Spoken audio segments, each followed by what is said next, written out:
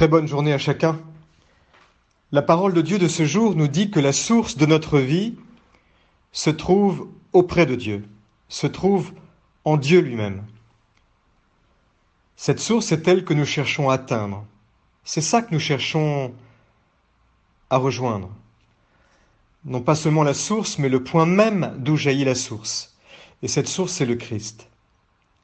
C'est le Christ, roi de nos vies, roi de l'univers, que toute la liturgie de ces jours-ci nous prépare à fêter le 22 novembre prochain. Dans la première lecture d'aujourd'hui, Saint Jean nous fait méditer sur le mystère de ce Dieu, source de notre vie. Ce Dieu venu nous donner la vie. Ce Dieu, Jésus, venu dans notre chair, dans la chair. Et la question, c'est pourquoi Dieu a-t-il pris chair? C'est une question capitale de notre foi, un mystère d'amour. Oui, Seigneur, tu es venu habiter parmi nous. Merci. Oui, tu as pris notre condition d'homme jusqu'à la mort. Merci. Oui, tu as voulu vivre nos joies et nos peines de près, de l'intérieur. Oui, tu nous as sauvés de nos péchés en prenant sur toi nos fautes. En Jésus, nous pouvons toucher Dieu et Dieu peut nous toucher. Cela veut dire la chair de Jésus, son corps, donné dans le sacrement de l'Eucharistie, nous permet d'atteindre Dieu. L'Eucharistie est vraiment ce signe sensible, charnel, qui nous fait rencontrer Dieu. C'est tellement joyeux de méditer cela. En ces jours où nous ne pouvons pas communier, nous pouvons remercier pour toutes ces fois où nous avons reçu Dieu dans notre chair. Le passage de l'Évangile d'aujourd'hui évoque le terme de notre histoire humaine. Notre existence terrestre ne se prolongera pas indéfiniment. Un jour, notre pèlerinage sur la terre prendra fin.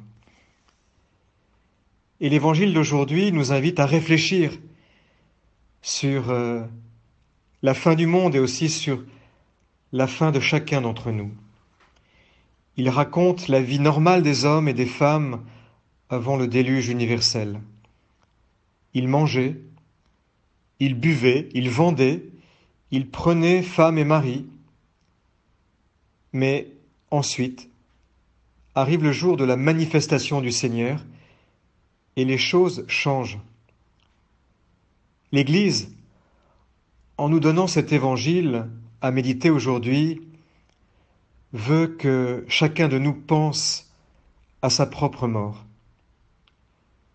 Nous sommes tous habitués à la normalité de la vie, à des horaires, à des engagements entre le travail et puis les moments de repos, et nous pensons que ce sera toujours comme ça. Mais un jour, dit l'Évangile, il y aura l'appel de Jésus qui nous dira « Viens ». Pour certains, cet appel arrivera à l'improviste. Pour d'autres, après une longue maladie. Pour d'autres encore, autrement. Nous ne le savons pas. Mais il y aura l'appel. Et ce sera une surprise. Mais ensuite, il y aura l'autre surprise du Seigneur. La vie éternelle. C'est pour cela que l'Église, en ce jour, nous dit à chacun, arrête-toi un peu. Arrête-toi pour penser à la mort. Arrête-toi. Arrête-toi. Ce ne sera pas tous les jours comme ça. Ne sois pas habitué, comme si c'était l'éternité. Il y aura un jour durant lequel tu seras retiré, et l'autre restera. Voilà donc l'évangile de ce jour, qui nous rappelle que notre vie a une fin, a une finalité, que nous allons vers le Seigneur. Penser à la mort n'est pas une mauvaise chose, c'est une réalité. Cela n'est pas morbide, mais au contraire, cela peut faire du bien de se dire « Aujourd'hui sera peut-être le dernier jour. Je ne sais pas, mais je ferai bien mon travail. Aujourd'hui sera peut-être le dernier jour, je ne sais pas, mais je veux soigner mes rapports avec ma famille, avec ceux avec qui je vis. » Ce que nous demande Jésus, c'est de nous tenir prêts pour la rencontre, nous comporter chaque jour en disciples, prêts à toute éventualité. Quand viendra le Seigneur, dit l'Évangile, il sera inutile alors de se raccrocher au bien terrestre, à ce